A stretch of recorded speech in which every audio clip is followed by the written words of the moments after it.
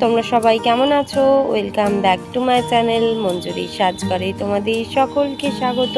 তোমরা সবাই কেমন আছো? আশা করি খুব ভালো আছো। গুড মর্নিং সবাইকে। এখন বাজে 7:10। আমি ঘুম থেকে উঠেছি আজকে 5:20। তো রেডি হতে হবে, আমাদের ট্রেন হচ্ছে 10টা। তার আগে বাড়ির টুকিটাকি যে কাজগুলো থাকে কাজগুলো সেরে আমরা আমি কাজ করতে চলে গেছি রান্নাঘরে। এখানে আমার ছেলে প্র্যাকটিস করছে।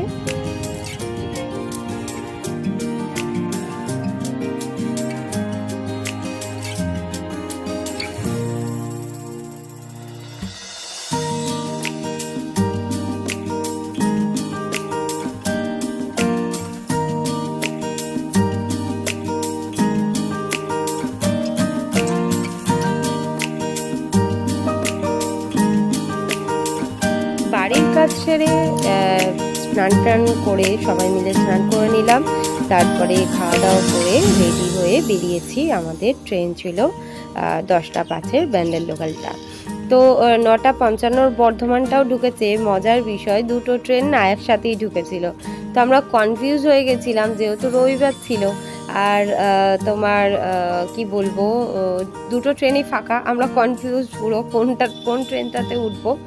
তো অবশেষে ব্যান্ডেলটাতেই উঠলাম, কারণ ওটা আগে ঢুকেছিল।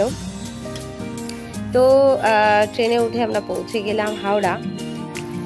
যেহেতু দিনটা ছিল সানডে, সেই জন্য হাওড়াতে পৌঁছে দেখলাম মোটামুটি তুলনামূলকভাবে ভিড়টা কম।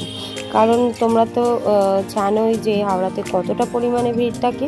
আর অফিস টাইম যেদিন থাকে সেদিন তো বলতেই হবে না। রবিবার যেহেতু অফিস ছুটি থাকে, ওই জন্য হাওড়াটা মোটামুটি দেখলাম ভিড়টা কম।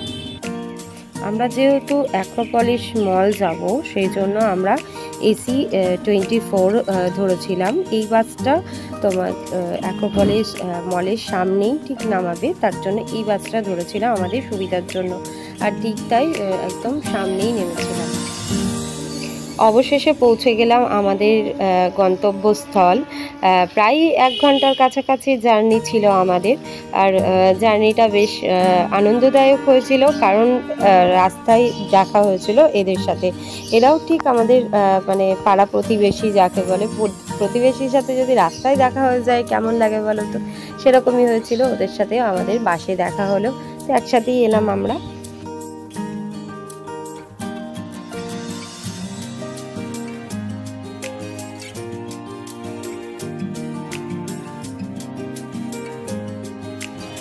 আমরা পৌঁছে গিয়ে দেখলাম যে দাদাভাই এখনো এসে পৌঁছায়নি।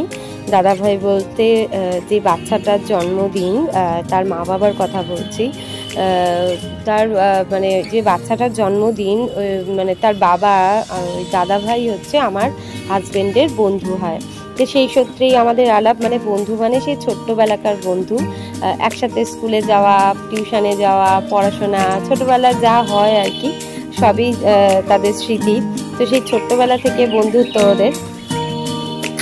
তো এর জন্য আমাদের আরও আমাদের নিমন্ত্রণ করেছিল প্রায় কি বলবো তোমাদের 2 মাস আগে এরকম। আমরা জানি যে আমাদের যেতে হবে এই দিনটা। তো আমরা অপেক্ষা করছিলাম কবে যাব। ভিতরের ডেকোরেশন করেছিল অসাধারণ। এদের তো অ্যাক্রোপলিস মল তো এমনিই সাজানো গোছানো, তারপরে তোমার যেহেতু বার্থডে পার্টি ছিল, আরও সুন্দর করে সাজিয়েছিল এই জায়গাটা।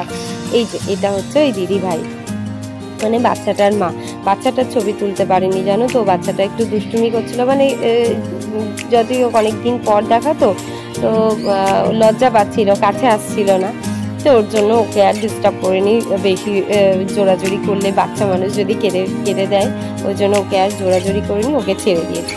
কিন্তু আমার আর ওই দিদিভাই, যে দিদিভাইয়ের সাথে আমরা বাসে একসাথে এলাম, ওই বাচ্চাটা দুজনে মিলে খেলা করছিল।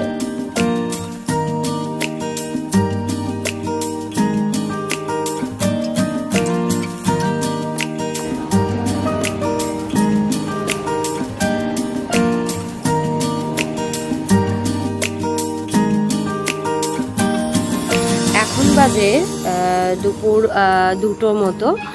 তো আমাদের এবার খাওয়া দাওয়া করে বেরোনোর তাড়া আছে, তাই আমরা বেশিক্ষণ এইখানটা দাঁড়াইনি, একটু ভিডিও করে চলে গেছি আবার ওখানে।